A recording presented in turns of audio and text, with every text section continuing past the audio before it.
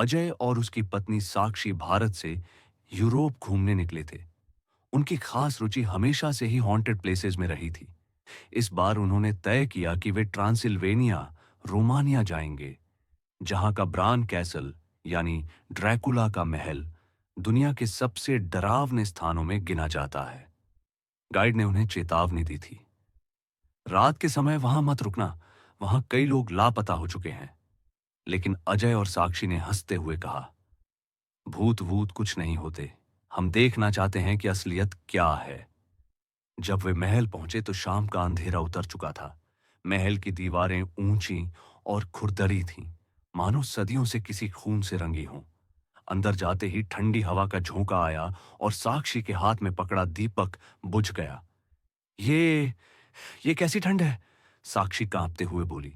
कुछ नहीं, पुराने किले हैं, ऐसे ही होते हैं। अजय ने हिम्मत दिखाने की कोशिश की, लेकिन महल के गलियारों में अजीब सी सिसकियां गूंज रही थीं। कहीं से कदमों की आहट आती, कहीं दरवाजे अपने आप चर्र चर्र करके खुलते और बंद हो जाते।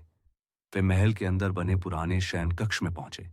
वहां की दीवारों पर प्राचीन पेंटिंग्स टंगी थीं। उन चित्रों में एक लंबा सफेद चेहरा, लाल आंखें और नुकीले दांतों वाला आदमी बार बार दिखाई देता था। साक्षी ने डरते हुए कहा, अजय, ये हर पेंटिंग में वही आदमी क्यों है? अजय ने गौर किया तो सचमुच हर पेंटिंग में वही भयानक चेहरा मौजूद था। अचानक पेंटिंग से खून की एक बूंद टपकी और जमीन पर गिर गई। साक्षी चीख पड़ी, ये ये सच में खून है। महल के एक कोने में उन्हें एक पुरानी मेज पर रखी मोटी किताब मिली। उस किताब पर खून से लिखा था, जो भी इस किताब को पढ़ेगा उसका शरीर मेरा होगा। अजय ने जैसे ही किताब खोली, उसके पन्नों से ठंडी हवा का झोंका निकला और दीवार पर एक काली परछाई उभर आई। वो परछाई धीरे धीरे इंसानी शक्ल लेने लगी। उसकी आंखें खून जैसी लाल थीं और उसके दांत नुकीले। साक्षी डर से पीछे हट गई। अजय, ये वही है, वही शख्स जो हर पेंटिंग में था। वो दोनों भागकर एक लंबे गलियारे में पहुंच गए, लेकिन गलियारा खत्म ही नहीं हो रहा था। वे जितना आगे बढ़ते, गलियारा और लंबा होता जाता। चारों तरफ से चमगादड़ों का झुंड निकलने लगा। उनके पंखों की फड़फड़ाहट से अंधेरा और घना हो गया। अचानक साक्षी ने देखा कि गलियारे की दीवारों से हाथ निकल रहे थे, जैसे मृत आत्माएं उन्हें पकड़ना चाहती हों। साक्षी चिल्लाई, अजय, ये हमें खींच रहे हैं, मुझे छोड़ो, मुझे छोड़ो। काफी देर बाद वे किसी तरह भागते भागते महल के तहखाने में पहुंच गए। वहां अंधेरे में लोहे की सलाखों के पीछे सैकड़ों कंकाल पड़े थे। हर कंकाल के दांत ऐसे थे जैसे किसी ने उनका खून चूस लिया हो। दीवार पर लिखा था, यहां आने वाला कोई भी जीवित नहीं बचता। उसी वक्त पीछे से एक भारी आवाज गूंजी, तुम भी अब यहीं रहोगे, हमेशा के लिए। वो वही लाल आंखों वाला शख्स था, ड्रैकुला। अजय ने हिम्मत जुटाई। तुम कौन हो?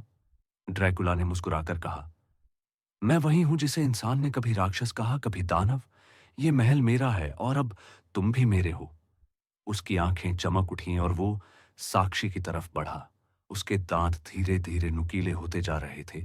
साक्षी चीख पड़ी, अजय, बचाओ! अजय ने आसपास देखा तो उसे दीवार में गड़ा एक लोहे का भाला दिखा। उसने पूरी ताकत से वो भाला ड्रैकुला की छाती में घोंप दिया। ड्रैकुला की चीख पूरे महल में गूंज गई। उसके शरीर से धुआं उठने लगा और वो राख बनकर गिर गया। लेकिन उसी समय महल की दीवारें हिलने लगीं, छत से पत्थर गिरने लगे। साक्षी ने चिल्लाते हुए कहा, अजय, हमें भागना होगा, ये महल गिर रहा है। दोनों किसी तरह भागते हुए बाहर निकले। बाहर रात का अंधेरा और गहरा हो चुका था। महल दूर से जलते हुए दिखाई दे रहा था। साक्षी रोते हुए अजय से लिपट गई। हम बच गए ना? अजय ने उसकी आंखों में देखा और मुस्कुराया। लेकिन तभी साक्षी की नजर उसके दांतों पर पड़ी। अजय के दांत नुकीले और लंबे हो चुके थे। उसकी आंखें भी खून सी लाल चमक रही थीं। साक्षी का दिल धक से रह गया।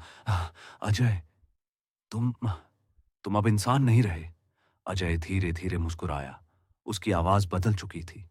ड्रैकुला कभी मरता नहीं, बस नया शरीर ढूंढता है, और अब मैं ही वो हूं।